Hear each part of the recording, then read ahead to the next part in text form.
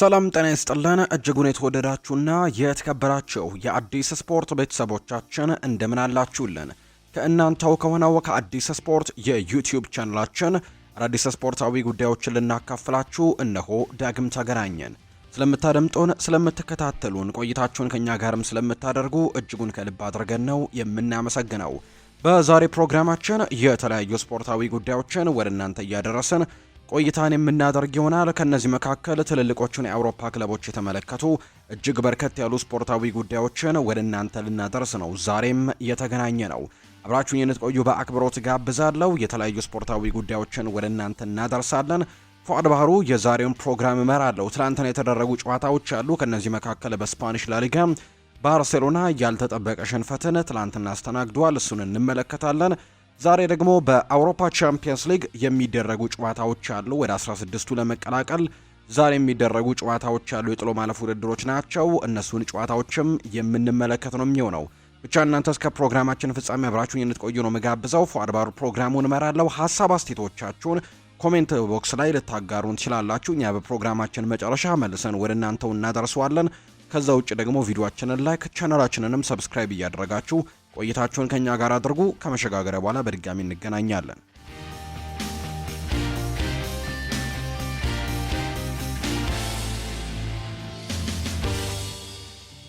ትላንትና የተደረጉና ዛሬ የሚደረጉ ጨዋታዎችን በማስቀደም ነው የምንጀምረው። ትላንት በስፓኒሽ ላሊጋ አንድ ቀሪ ወይም ተስተካካይ መርሃ ግብር ትላንትና ተደርጓል። ባርሴሎና ከዢሮና ጋር ነው ትላንትና ጨዋታውን ያደረገው። ባርሴሎና ሽንፈት ገጥሞታል። በዚህም የሊጉ መሪነቱን ለሪያል ማድሪድ አሳልፎ ሰጥቷል። ባርሴሎና ትላንትና መሸነፉን ተከትሎ ምክንያቱም ሪያል ማድሪድ ቀደም ብሎ ጨዋታውን በማድረጉ ምክንያት በአንድ ነጥብ ከፍ ብሎ ሊጉን እየመራ እንደነበር ገልጸንላችሁ ነበርና ትላንትና ምናልባት ባርሴሎና የሚያሸንፍ ከሆነም በደረጃ ሰንጠረዡ ላይ ከፍ የሚልበትን እድል ያገኝ ነበር። ነገር ግን ሳይጠቀምበት ቀርቷል። ባርሴሎና ትላንትና ሽንፈት አስተናግዶ ነው የወጣው። የካታላኑ ክለብ ባርሴሎና ትላንትና ከዢሮና ጋር ያደረገውን የላሊጋ መርሃ ግብር 2-1 በሆነ ውጤት ነው ተሸንፎ የወጣው።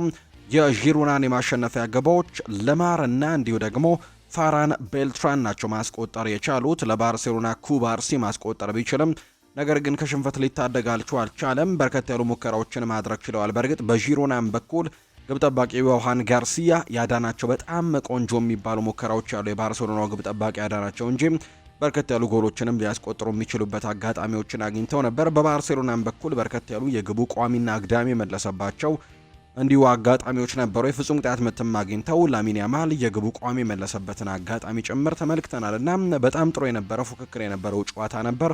በአጠቃላይ ግን ዢሮና ይህንን ጨዋታ 2-1 በማሸነፍ የላሊጋ መሪነቱን መረከብ የሚችልበትን እድል ባርሴሎና ሳይጠቀምበት ቀርቷል። ባርሴሎና በውድድር ዘመኑ አራተኛ የላሊጋ ሽንፈቱ ሆኖም ተመዝግቧል።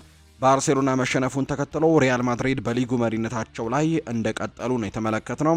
የሊጉን የደረጃ ሰንጠረዥ ስንመለከት ባርሴሎና በ58 ነጥቦች ሁለተኛ ደረጃ ላይ ሲቀመጥ፣ ሪያል ማድሪድ እንግዲህ በቀዳሚነት የተቀመጠው በ60 ነጥብ ሊጉን እየመራ ነው የሚገኘው። ዢሮና በ29 ነጥቦች 12ኛ ደረጃ ላይ ተቀምጧል። በቀጣይ ባርሴሎና ከሌቫንቴ ጋር ነው የሚጫወተው።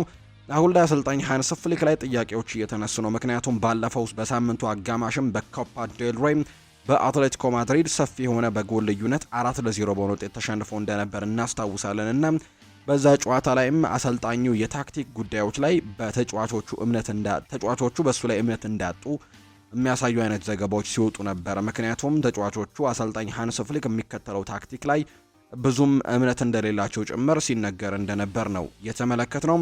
የባርሴሎና አሰልጣኝ ሃንስ ፍሊክ ከትላንትናው ሽንፈት በኋላ በከፍተኛ ብስጭት ውስጥ ሆኖም ነው አስተያየታቸውን የሰጡት። ዢሮና ማሸነፍ ይገባዋል ሲሉ ነው ሀሳባቸውን ያጋሩት። እኛ እጅግ በጣም ጥሩ አልነበርንም ሲሉ ነው የቡድናቸውን እንቅስቃሴ ወቀሱት።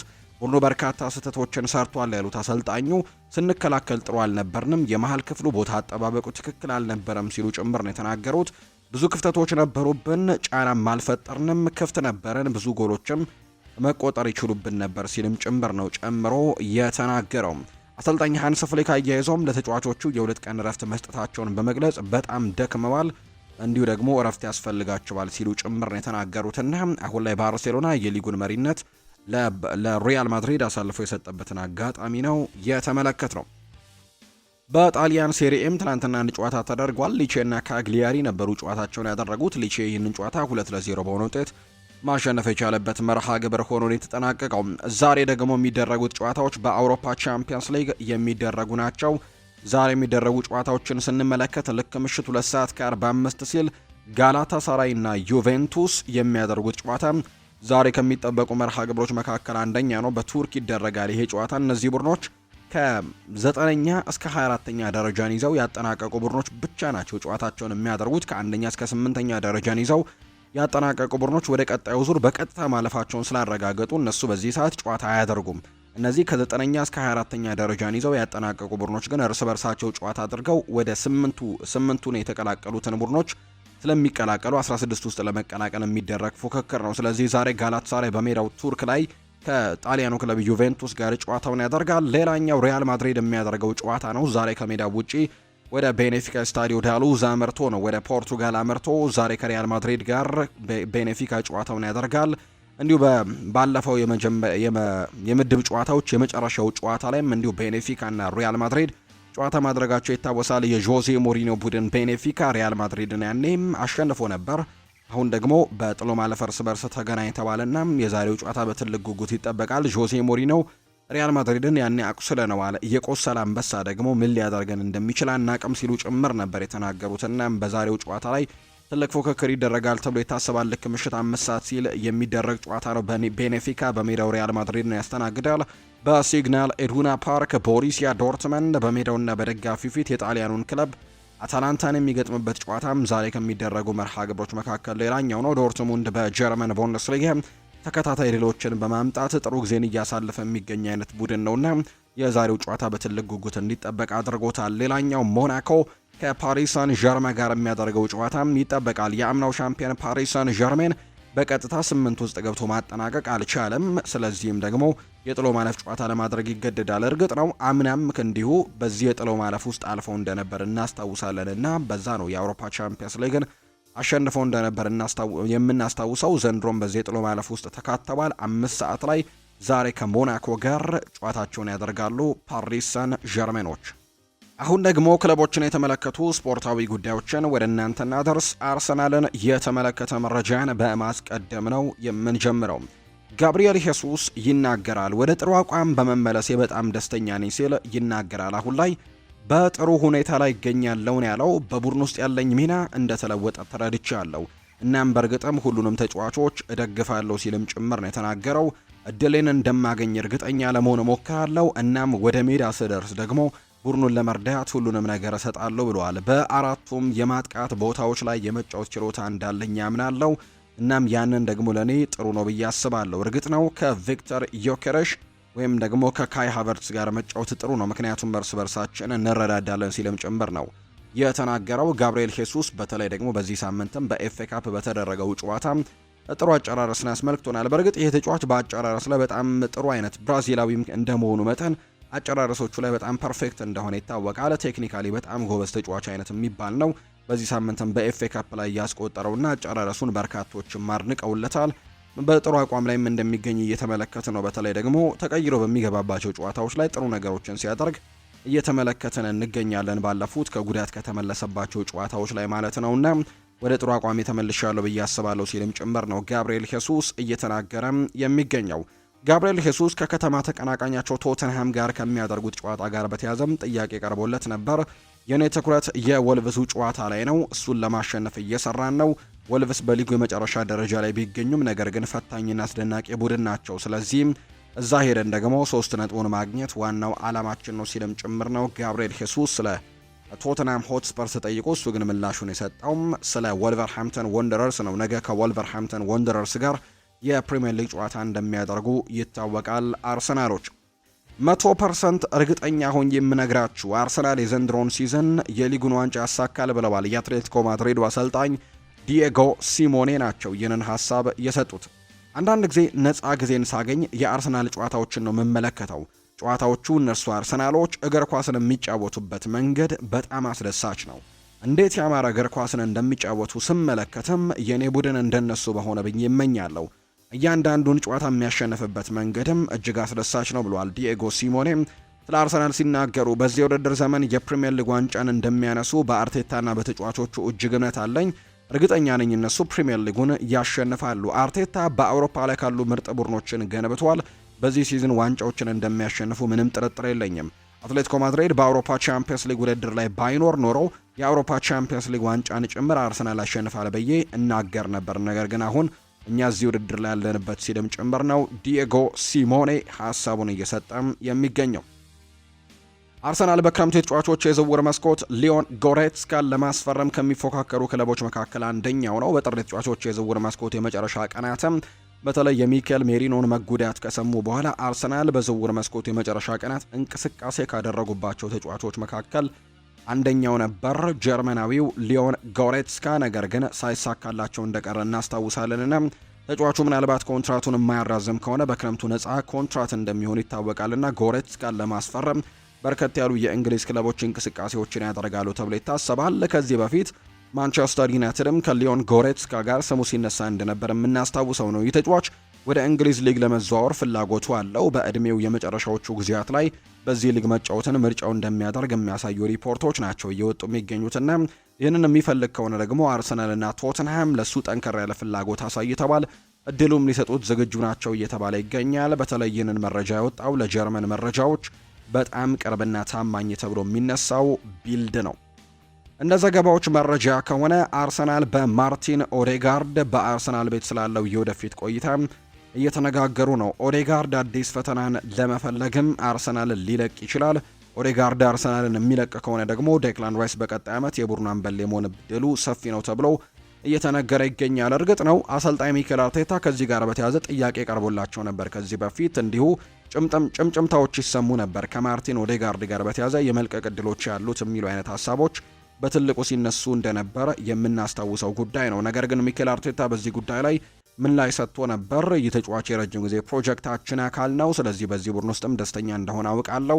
በዚህ ቡድን እንደሚቀጥልና እኛም እንደምንፈልገው ያውቃል ሲልም ጭምር ነበር የተናገረውና አሁን ላይ ግን ምናልባት የመልቀቅ ዕድሎች የሚኖሩትና አዲስ ፈተናን ለመጋፈጥ ፍላጎት የሚኖረው ይሆናል የሚል አይነት ሀሳቦች እየተነሱ ይገኛሉና በሚቀጥለው ዓመት በዚህ ቡድን ውስጥ በአርሰናል ቤት ውስጥ ይቆያል አይቆይም የሚለው ጉዳይ በቀጣይ ቀናት የሚረጋገጥ ይሆናል ተብሎ ነው የሚታሰበው። የማንቸስተር ዩናይትድ ጉዳዮችን ነው ወደ እናንተ የምናደርሰው። ማንቸስተር ዩናይትድ የርገን ክሎፕን ጠይቆ ነበር ተብሏል። ማንቸስተር ዩናይትድ የቀድሞውን የሊቨርፑል አሰልጣኝ የርገን ክሎፕን ለመቅጠር ጠይቆ እንደነበር ወኪላቸው አረጋግጧል።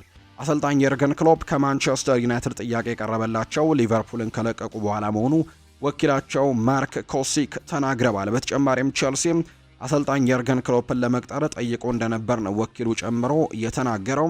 ይሁን እንጂ አሰልጣኝ የርገን ክሎፕ የሁለቱንም ክለቦች ጥያቄ ውድቅ ማድረጋቸውን የተነገረው አሰልጣኝ የርገን ክሎፕ እንግሊዝ ውስጥ ከሊቨርፑል ሌላ ክለብን ማሰልጠን እንደማይፈልጉ ግልጽ ማድረጋቸውን ነው ወኪሉ የጠቆመው። ይህንን ይበል እንጂ ወኪሉ ነገር ግን ሁለቱ ክለቦች መግለጫን አውጥተዋል። ማንቸስተር ዩናይትድም ቢሆኑ ቼልሲም ይህንን አሰልጣኝ ለመቅጠር ፍላጎት አላቸው የሚለውን የወኪሉን ዘገባ አጣጥለውታል። ወይም ደግሞ እኛ የርገን ክሎፕን ለመሾም አልጠየቅንም ሲሉ ነው ሁለቱም ክለቦች መረጃውን ያወጡት። ወኪሉ አክሎም የአሰልጣኝ የርገን ክሎፕ ጥያቄን ውድቅ እንዳደረጉት ይናገር እንጂ ማንቸስተር ዩናይትድ አሰልጣኝ የርገን ክሎፕን ለመቅጠር ጠይቀው ነበር መባሉን ማንቸስተር ዩናይትዶች አስተባብለዋል። ቸልሲም በተመሳሳይ ለአሰልጣኙ ጥያቄ አቅርቧል መባሉን እንዳስተባበለ ነው ዘ አትሌቲክ የተባለ የመረጃ ምንጭ የተናገረው። ነገር ግን ወኪሉ ግን ተጠይቄ ነበር፣ ሁለቱ ክለቦች ይህንን አሰልጣኝ ለመቅጠር ፍላጎቱ ነበራቸው የሚል አይነት ሀሳብን ነው ያጋራው። ሪዮ ፈርዲናንድ ብሩኖን ስለመተካት ጥያቄ ቀርቦለት ምላሹን ሰጥቷል። ብሩኖ ፈርናንዴዝ በአንድ አማካይ ተጫዋች ለመተካት መሞከር የተሳሳተ እርምጃ ነው፣ ምክንያቱም እሱ የሚገኝበት የብቃት ደረጃ እጅግ ከፍተኛ ነው። ይልቁንም የእሱ ኃላፊነቶችን በአንድ አዲስ ፈራሚ ተጫዋች ላይ ከመጫን ይልቅ በበርካታ ተጫዋቾች ሊከፋፈሉት ይገባል ሲልም ነው የተናገረው። ብሩኖ ለቡድኑ የሚያበረክተው ነገሮች ከአንድ ሰው ብቻ መጠበቅ ከእውነታ የራቀም ግርምትን የሚፈጠር ከመሆኑም በላይ በመጨረሻም የቡድኑን አቅም ይገድበዋል ሲልም ጭምር ነው የተናገረውና የብሩኖ ሚና ለዚህ ቡድን ከአንድ ሰው በላይ አገልግሎት ነው የሚሰጠው። ስለዚህም ደግሞ በሚቀጥሉት ጊዜያት ብሩኖን ለመተካት አንድ ተጫዋችን ብቻ መግዛት በቂ አይመስለኝም። ይህንን ተጫዋች ለመተካት የተለያዩ ተጫዋቾች ሚናውን መከፋፈል ይኖርባቸዋል ሲልም ጭምር ነው ሪዮ ፈርዲናንድ የተናገረው። አርጀንቲናዊው ጋዜጠኛ ኔይማር ስለ ሊሳንድሮ ማርቲኔዝ ሀሳቡን ሰጥቷል። በጣም ተወዳጅ ተጫዋች ነው። በአርጀንቲና ስለ ሊሳንድሮ ማርቲኔዝ መጥፎ ቃል የሚናገር አንድም ሰው አይገኝም። እንዲያውም ደግሞ ከቶተናሙ ተጫዋች ክሪስቲያን ሮሜሮ ጋር የፈጠረው ጥምረትም እጅግ አስደናቂ በመሆኑ ወደ ብሔራዊ ቡድኑ እስኪመለስም ድረስ በጉጉት እየጠበቁት ነው የሚገኘው። ሊሳንድሮ ማርቲኔዝ በክለቡ ውስጥ የሚጫወት ከሆነ ትወደዋለህ። ሁሉንም ነገር ይሰጣል። በእያንዳንዱ ጨዋታ 110% አቅሙን ነው አውጥቶ የሚሰጠው። እያንዳንዱ ታክል ልክ የመጨረሻው ይመስል በቁርጠኝነት ነው የሚያደርገው። በማንቸስተር ዩናይትድም ሆነ በአርጀንቲና ኳስን ሲያስጥል ልክ ጎል እንዳስቆጠረ ነው የሚደሰተው።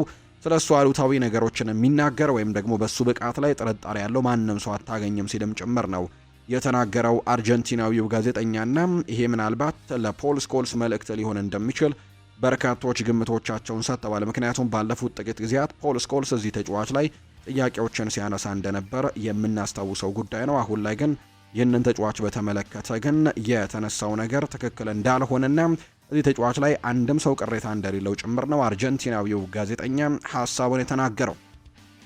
ሩበን አሞሪም እና ማይክል ካሪክ ለአካዳሚው በሚያደርጉት ድጋፍም ረገድ በጣም የተለየ ገጽታ እንዳላቸው ዘ አትሌቲክ የተባለው የመረጃ ምንጭ ይፋ አድርጓል። ካሪክ ያለፈው ቅዳሜም በአንደር 18 ልጁን ለመመልከት በሲቲ አካዳሚ ተገኝቶ የነበረ ሲሆን ከተሾመበት ጊዜ ጀምሮ በአጠቃላይ ለታዳጊዎች መጎልበት ስርዓትም ድጋፍ ለማግኘትም ከፍተኛ ጥረቶችን እያደረገ ነው ድጋፍ ለመስጠት። በአንጻሩ ሩበን አሞሪም አንዴም ካሪንግተን እግረ መንገዱን ብቅ ብሎ የተጀመረ የ21 ዓመት በታች ጨዋታን ለጥቂት ደቂቃዎች ተመልክቶ ነበር።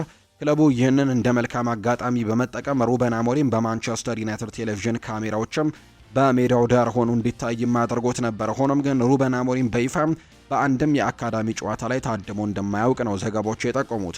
ሩበን አሞሪም ለአካዳሚው የሰጠው አነስተኛ ትኩረትም ለክለቡ ጥሩ ገጽታን ያልፈጠረ እንደሆነ ጭምር ነው የተነገረው።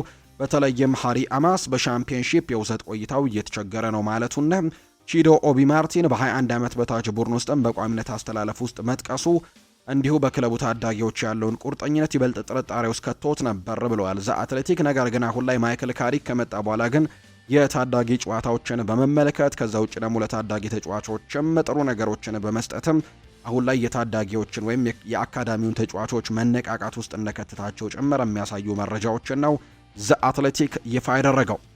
ያን ዲያማንድ ከጊዜ ወደ ጊዜ ትኩረትን እየሳበ የሚገኝ ተጫዋች ነው። የማንቸስተር ዩናይትድ መልማዮችም በተደጋጋሚ ስቴዲየም በመታደም ሲጫወት ተመልክተውታል። በዚህ ክረምትም በዝውውር ገበያው ላይ ማየትን ከሚፈልጉ ስሞች መካከል አንደኛው ሳይሆን እንደማይቀር ነው ፋብሪዚዮ ሮማኖ ይፋ ያደረገውና በሚቀጥለው የክረምት የተጫዋቾች የዝውውር መስኮት የያን ዲያማንድን ስም በተደጋጋሚ ልንሰማው እንደምንችል ዘገባዎች ይጠቁማሉ። ይህ ተጫዋች በግልጽ ተናግሯል። ሊቨርፑልን እያየ እንዳደገ የሊቨርፑል ደጋፊ እንደሆነና ሊቨርፑል ውስጥ መጫወት ፍላጎቱ እንዳለው በተደጋጋሚ ሲናገር እንደነበረ የምናስታውሰው ጉዳይ ነው።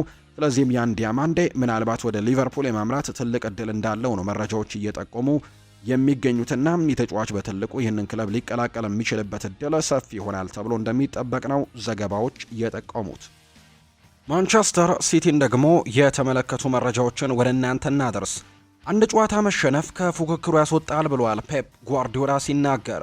የማንቸስተር ሲቲው አሰልጣኝ ፔፕ ጓርዲዮላ በቀጣይ የሚኖሩ ጨዋታዎች ሁሉም ፍጻሜ ናቸው ሲሉ ነው ሀሳባቸውን የሰጡት። የውድድር ዓመቱ ሊጠናቀቅ 3 ወራት ሲቀሩት የምናደርጋቸው ጨዋታዎች ሁሉም ፍጻሜ ናቸው ሲሉ ፔፕ ጓርዲዮላ ይናገራሉ።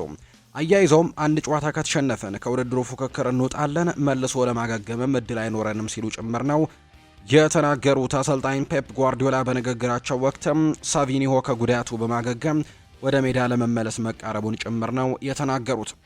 ፔፕ ጓርዲዮላ ስለ ጉዳት ካገገሙ ተጫዋቾች ጋር በተያዘም ሀሳባቸውን አጋርተዋል። ዶኩ እስካሁን ከኛ ጋር ልምምድ አላደረገም፣ ነገር ግን ትንሽ መሻሻሎችን ግን አሳይተዋል። እናም በቅርቡ ወደ ሜዳ የሚመለስ ይመስለኛል ብለዋል። ከኛ ምን ያክል አስፈላጊ እንደሆነ እናውቃለን። ለአጨዋወት ዘይቤያችንም በእጅጉ ይረዳናል። ስለዚህም ደግሞ የእሱ ወደ ሜዳ ለመመለስ መቃረቡንም አስደስቶናል ሲልም ጭምር ነው የተናገረው። ሳቪኒዮ ተመልሶልናል። እንደሚታወቀው ለወራት ያክልም ከሜዳ ርቆ ነበር። አሁን ላይ ግን ተመልሷል። ከሳልፈርድ ጋር በነበረው ጨዋታ ላይም ለጥቂት ደቂቃዎች መጫወት ይችል ነበር። ነገር ግን ምንም አይነት ሪስክ መውሰድ አልፈለግንም። ሌሎች በጉዳት ላይ ያሉ ተጫዋቾችም ቀስ በቀስ በወሳኝ ሰዓት ላይ እየተመለሱልን ነው። በጣም ደስ ብሎናል ሲልም ጭምር ነው ሀሳቡን የሰጠው ፔፕ ጓርዲዮላ። የማንቸስተር ሲቲው ግብ ጠባቂ የሆነው ጄምስ ትራፎርድ በቀጣይ ስለ ክለቡ ስለሚኖረው የወደፊት እጣ ፈንታ እንደማያውቅ ነው የተናገረው። ስለ ወደፊት ቆይታው ያነሳው ጄምስ ትራፎርድ በማንቸስተር ሲቲ ውል ውላለኝ፣ ነገር ግን ቀጣይ የውድድር ዓመት ምን እንደሚፈጠር ግን አላውቅም ሲል ነው የተናገረው። በአሁኑ ሰዓት ነገሮች ቀን በቀን ማየትና ራሱን መሻሻል ላይ እያተኮረ ያለው ጄምስ ትራፎርድ ያን ነገር እያደረገ እንደሆነ ነው ጨምሮ የተናገረው። ማንቸስተር ሲቲን ሲቀላቀል የቁጥር 1 ግብ ጠባቂነት ቦታ እንደሚሰጠው ቃል ተገብቶለት እንደመጣ ነው የተናገረው። ከዚህ ውጭ ግን ኒውካስልን ትቼ ሲቲን ስመርጥ ጊዜ ዶናሩማ ወደ ሲቲ እንደሚመጣ አልነገሩኝም በማለት ነው ጄምስ ትራፎርድ ለሳምሊ መረጃውን እንዲሁ እንዳረጋገጠ የተነገረው። በግልጽ ውላለኝ፣ ስለዚህም ደግሞ በሚቀጥለው የውድድር ዘመን ምን እንደሚሆን አላውቅም። የማውቀው አንድ ቀን ጊዜ ወስጄ ለማሻሻል እሞክራለሁ ሲልም ጭምር ነው የተናገረው።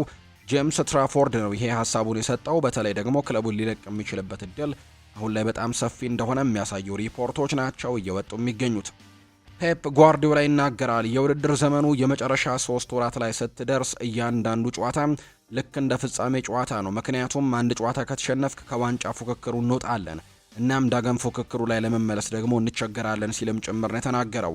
የፍጻሜ ጨዋታ ለእኛ ከአርሰናል ጋር የምናደርገው የካራባኦ የፍጻሜ ጨዋታ ብቻ ሳይሆን አሁን ላይ የምናደርጋቸው እያንዳንዱ የፕሪሚየር ሊግ ጨዋታዎችም ልክ እንደ ፍጻሜ ጨዋታዎች ናቸው ሲልም ጭምር ነው ፔፕ ጓርዲዮላ ጨምሮ ሀሳቡን የሰጠውና ከዚህ በኋላ ነጥብ መጣል በጣም አስቸጋሪ ያደርገዋል ውድድሩን ሲል ጭምር ነው የተናገረው ፔፕ ጓርዲዮላ። የቼልሲን ጉዳዮች ደግሞ ወደ እናንተ እናደርስ። አደም ዋርተን ከቼልሲ ጋር ያያያዘው ግንኙነት አሁን ላይ ተቋርጧል። ምክንያቱም ሊያም ሮዝኒየር በቀጥታ ለቼልሲ አስተዳደር አደም ዋርተንን ከማስፈረም ይልቅ ቫለንቲን ባርኮን በሚቀጥለው የውድድር ዓመት የአማካይ ስፍራው ላይ ዋናው ምርጫው እንደሆነ የተነገረውና ስለዚህም የክሪስታል ፓላስ አደም ዋርተን ወደ ቼልሲ የመዘዋወር ዕድሉ ጠባብ እንደሆነ እየተነገረ ይገኛል። በአንጻሩ ግን ቫለንቲን ባርኮን ነው አሰልጣኝ ሊያም ሮዝኒየር በሚቀጥለው ዓመት የአማካይ ክፍላቸው ላይ ማየት የሚፈልጉት ተጫዋች እንደሆነ የተነገረው። ቫለንቲን ባርኮ በሊያም ሮዝኒየርን የሚፈለግ ተጫዋች እንደሆነ ሁሉም ያውቃል። ብዙዎችም ከኮቢ ማይኖ ጋር የሚያነጻጽሩት ሲሆን የቫለንቲን ባርኮ ብቃትም ከቪታኒያ አይነት ጋር ተመሳሳይ አይነት አጨዋወት እንዳለው ነው የሚነገረው። ሊያም ሮዝኒየርም ምን ያክል ልጁን እንደሚያደንቀው ለማወቅም በስትራስቡርግ ቤት መልበሻ ክፍል ውስጥ ጨዋታ ካለቀ በኋላ ባርኮ በሊያም ሮዝኒየር እንዲነሳ ታዞ ይጨበጨብለት እንደነበር ጭምር ነው የተነገረውና ሊያም ሮዝኒየር እያስነሳ በመልበሻ ክፍል ውስጥ ያስጨበጨብለት እንደነበር ጭምር ይነገራልና ቫለንቲን ባርኮ በሊያም ሮዝኒየር እጅግ በጣም ከሚወደዱ ተጫዋቾች መካከል አንደኛው ነውና በቀጣይ ቼልሲ የመቀላቀል ትልቅ እድል እንደሚኖረው ነው የተነገረው።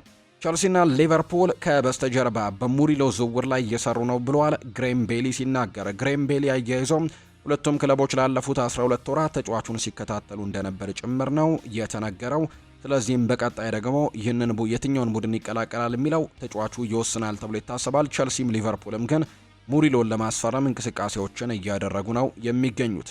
የሪያል ማድሪድ ጉዳዮችን እናንሳም። ጁድ ቤሊንጋም መቼ ወደ ሜዳ ይመለሳል የሚለውን ጉዳይ እንመልከት። የሪያል ማድሪዱ አማካይ ጁድ ቤሊንጋም ያጋጠመው ጉዳት ከተጠበቀው በላይ የከፋ ሊሆን እንደሚችል ነው የተነገረው። ተጫዋቹ በሃምስትሪንግ ጉዳት ምክንያት ቢያንስ ለ1 ወር ከሜዳ እንደሚርቅ ነው ይፋ የተደረገው። ይሁን እንጂ ጁድ ቤሊንጋም ከ6 እስከ 8 ሳምንታትም ከሜዳ ይርቃል ተብሎ እንደሚጠበቅ ነው ዘ አትሌቲክ የተባለው የመረጃ ምንጭ መረጃውን ይፋ ያደረገው። ማድሪድ አቁስለነዋል፣ የቆሰለ ንጉስ ደግሞ በጣም አደገኛ ነው ብለዋል ጆዜ ሞሪኒዮ። የቤኔፊካ ዋና አሰልጣኝ ጆዜ ሞሪኒዮ ቡድናቸው ለሪያል ማድሪድ ቀላል ግምት እንደማይሰጥ ነው ያሳሰቡት።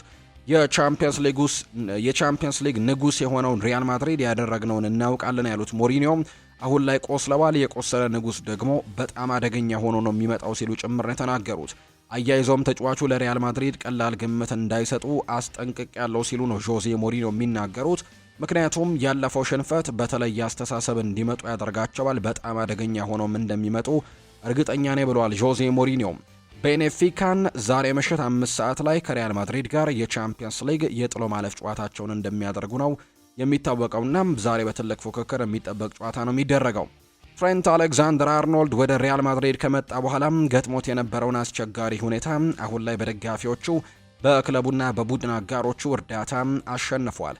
ሪያል ማድሪድ በትሬንት ላይም አንድም ቀን እምነት አጥቶ እንደማያውቅ ጭምር ነው ዲያሪዮ አስ መረጃው እየወጣ የሚገኘውና ትሬንት አሌክዛንደር አርኖልድ ወደ ሪያል ማድሪድ ከመጣ በኋላ አሁን በጣም ጥሩ ጊዜ ላይ እንደሚገኝ ነው ዲያሪዮ አስ መረጃውን ያጋራው።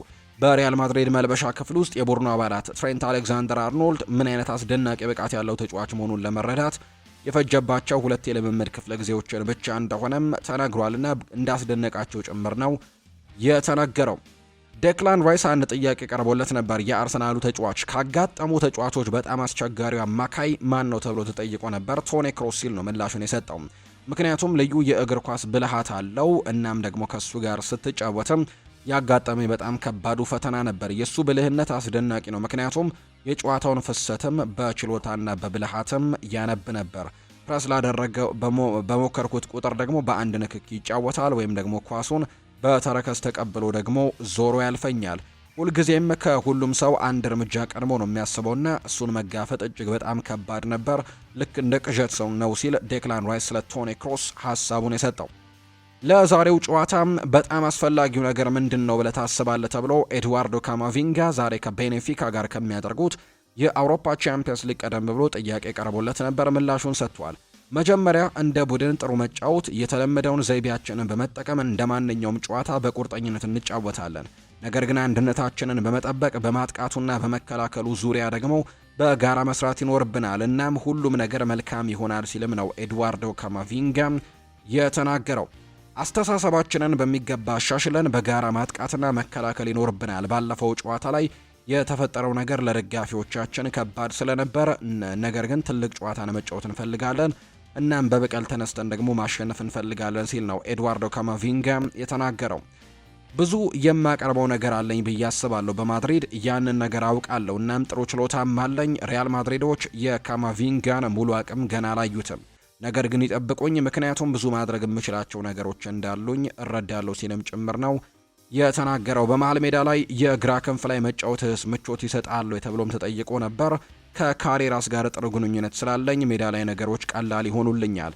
እናም እዚያ መጫወትን ወዳለው ምንም እንኳን አሁን ላይ በጣም አስፈላጊው ነገር በቋሚነት መጫወት ቢሆንም ብዙ ጊዜ ግን ወደ ክንፍ አድልቼ አልጫወትም።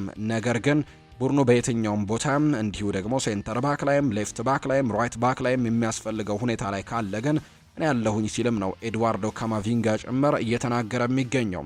ያንተ ተወዳጁ የሜዳ ክፍል የትኛው ነው? እናም ቋሚ ተሰላፊ ለመሆን ምን አይነት ነገሮችን ማሻሻል ያስፈልጋል ተብሎም ነበር። ሁልጊዜም እንደምለው እንደ ተከላካይ መጫወትን እወዳለሁ። ከዛ ውጭ ደግሞ የበለጠ ወጥነት ያለውና ሜዳ ላይ ትኩረት ማድረግ ያስፈልገኝ ይሆናል። ምክንያቱም አንዳንድ ጊዜ ስህተቶችን እንደምሰራ አውቃለሁ። በዚህ ላይ መስራት ያለብኝ ጉዳይ ነው ብሏል። ከቪኒ ጁኒየር ጋር ያላቸው ግንኙነትስ እንዴት ነው ተብሎ ነበር። ከሱ ጋር አስደናቂና ልዩ የሆነ ግንኙነት ነው ያለን። ነገር ግን አንዳንድ ጊዜ እንደ ጓደኛሞች አስቸጋሪ ጊዜዎችን ብናሳልፍም እንዋደዳለን። ሌሎች ጓደኞቼ የሚያደርጉት ይህንኑ ነው። ለዚያም ደግሞ ነው እሱን ማናገር ወዳለው፣ እሱም ሊያናግረኝ ይወዳል። እናም ደግሞ እሱ በጤናው ደህና እንደሆነ አይቻለው። ይህም ደግሞ በጣም ያስደስተኛል ሲል ነው ኤድዋርዶ ካማቪንጋ ጨምሮ የተናገረው። ጎንዛሎ ጋርሲያ በዓለም ዋንጫው ለስፔን ብሔራዊ ቡድን እንደ አንድ አማራጭ ሆኖ ብቅ እንዳለ የሚያሳዩ መረጃዎች አሉ።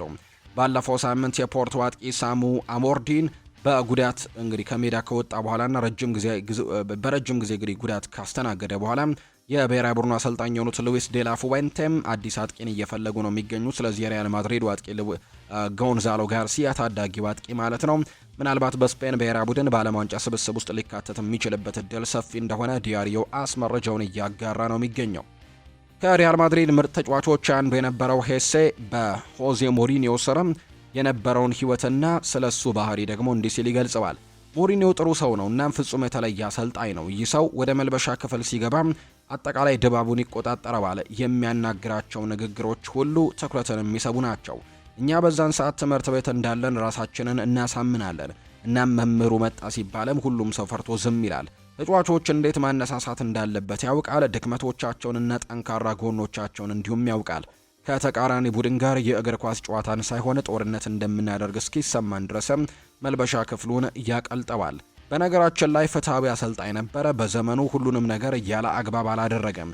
ጠንክረን ከሰራ ምን ያክል ደግሞ ካልሆነ ግን ነገሮች በግልጽ ይነግርህ ነበር። በዚህም በኩል ደግሞ ሞሪኖ ለኔ ቁጥር አንድ አሰልጣኝ እንደሆነ አምናለሁ ሲል ሄሴ ይናገራል። በ2010 እና 2013 ዓመት እንደ ክሪስቲያኖ፣ ካካ ወይም ደግሞ ዲማሪያ ካሉ ትልልቅ ኮከቦች ጋር ሳይቀር ሁሉንም ሰው በተመሳሳይ መንገድ ነበር ይይዝ የነበረው። በዚህ ዓመትም የትኛውም ተጫዋች ከህግ በላይ አልነበረም። ይሁን እንጂ በጣም የገረመኝ ግን ይህ ሁሉ ወግ አጥባቂነት ቢኖረውም ሆዜ ሞሪኖ ግን እንደ ሰው ያስባል። ስለ ቤተሰብ፣ ስለ ግል ችግሮችህ ይጠይቅህ ነበር።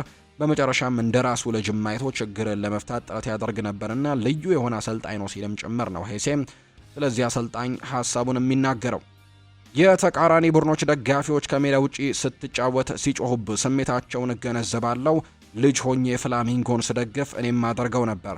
ይህን የሚያደርጉት የተቃራኒ ቡድን ተጫዋቾች ግብ እንዳያስቆጥሩባቸው ለማድረግ እንደሆነም ጠንቅቅ ያውቃለሁ። ስለዚህም ይህ የእግር ኳስ አንዱ አካል ነው ብለዋል ቪኒ ጁኒየር። ተቃራኒ ደጋፊዎች ጩኸት ስለሚያሰሙበት ነገር ሀሳቡን የተናገረው። ተጫዋቾች ላይ መጮህ አለባቸው ወይ ካልከኝ አዎ ነው መልስ የሚሆነው። ነገር ግን የጥላቻ ንግግርና ስድቦች መኖር የለባቸውም። ነገር ግን ጫናዎች እንዲፈጠሩ ግን ጩኸቶችን ማድረጋቸው ግን ያን ያክል የከፋ ነገር የለውም ሲልም ጭምር ነው የተናገረው። በአንድ ወቅት አራት ቢጫ ካርዶች ተጠራቅመውብኝ ነበር። ለቅጣትም አንድ ብቻ ነበር ይቀረኝ የነበረው። ሆዜ ወደ እኔ መጣና ዛሬ ቢጫ ካርድ ካየ 4 ቀን እረፍት እሰጥሃለሁ አለኝ። እኔም ደግሞ ሜዳ ላይ ስገባ መጥፎ ፋውል ሰርቼ ቢጫ ካርድ ተመለከትኩኝ። እሱም ቃል የገባልኝን እረፍት ሰጥቶኝ ከቤተሰቦች ጋር ጥሩ ጊዜን አሳለፍኩኝ። ሆዜ ክስተት የሆነ ሰው ነበር። ለእኔ ሁልጊዜም ጥሩ ሰው ነበር። እውነታው ግን እሱ በዛው ልክም በመጥፎ ሁኔታም በጣም ከባድ የሆነ ሰው ነው። መልበሻ ክፍል ውስጥም ገብቶ መሳደብ ይጀምራል። ከማንም ጋር ይጣላል። ማንም ብትሆን ለሱ ግድ የለውም። በአንድ ወቅት እንዲያውም ከክሪስቲያኖ ሮናልዶ ጋር ጸብ ውስጥ ገባ። እያቀረበበት የነበረው ትችትም አንተ ሜዳ ውስጥ አትሮጥም፣ ሌሎች ሰዎች ለአንተ እየሮጡልህ ነው የሚል ነበር። ሆዜ ለማንም ለምንም ግድ የለውም፣ ሁሉንም ሰው ነበር የሚናገረው ሲልም ነው አንሄል ዲ ማሪያ የተናገረው።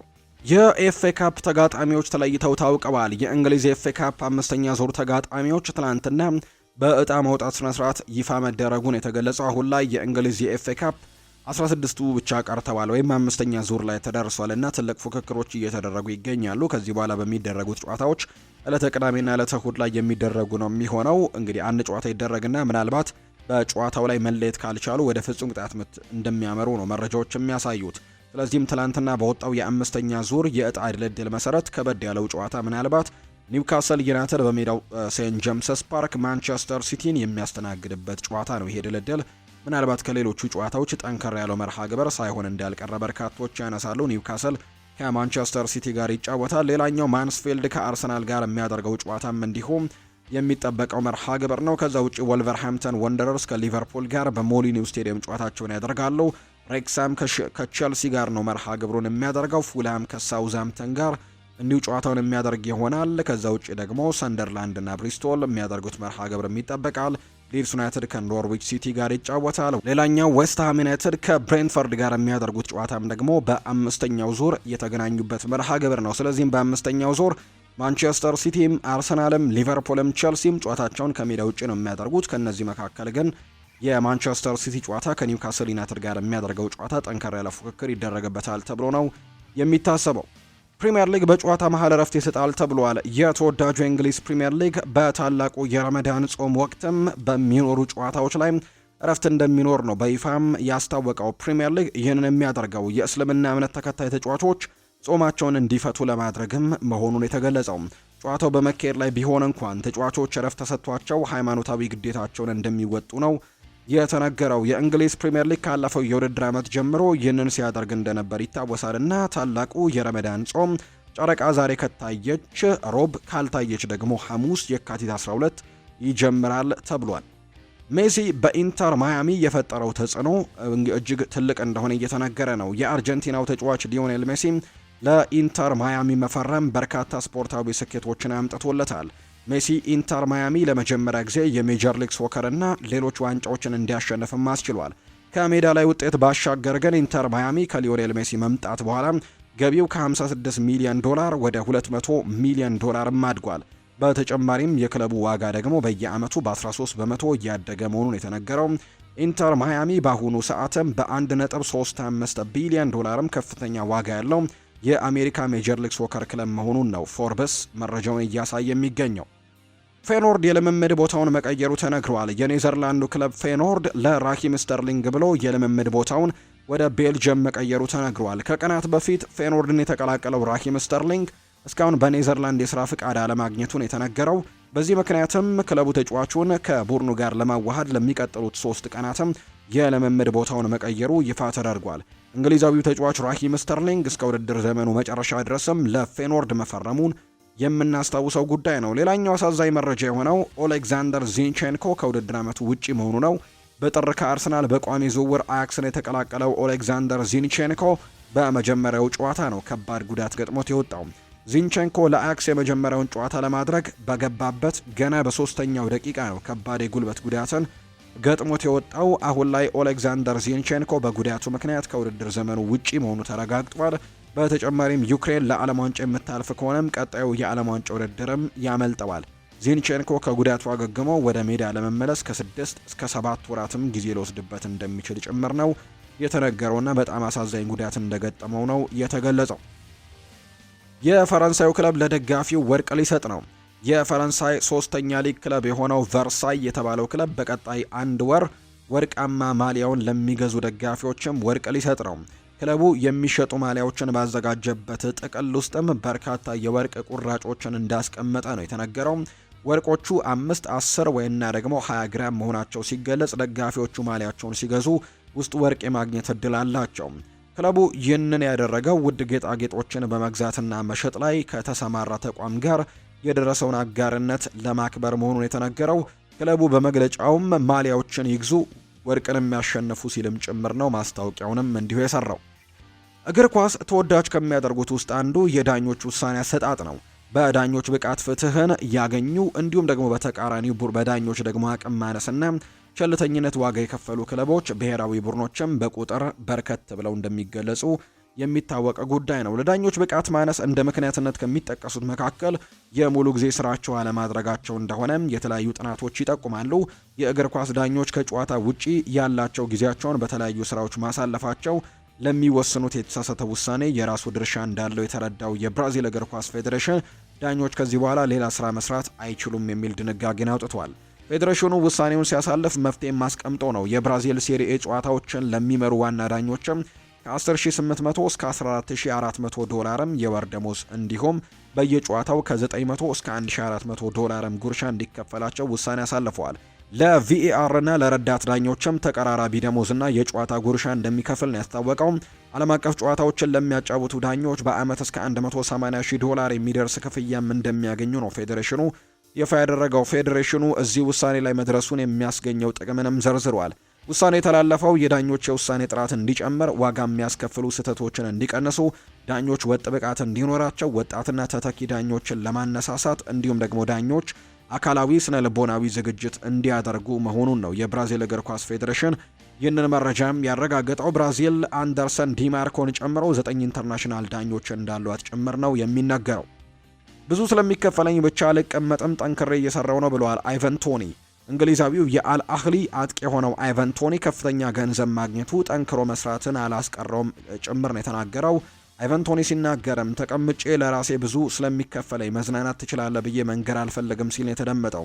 የበለጠ ጠንክሬ እየሰራው ነው ያለኝ ቁጥር ይህንን ይናገራል ሲልም ነው ጨምሮ የተናገረው።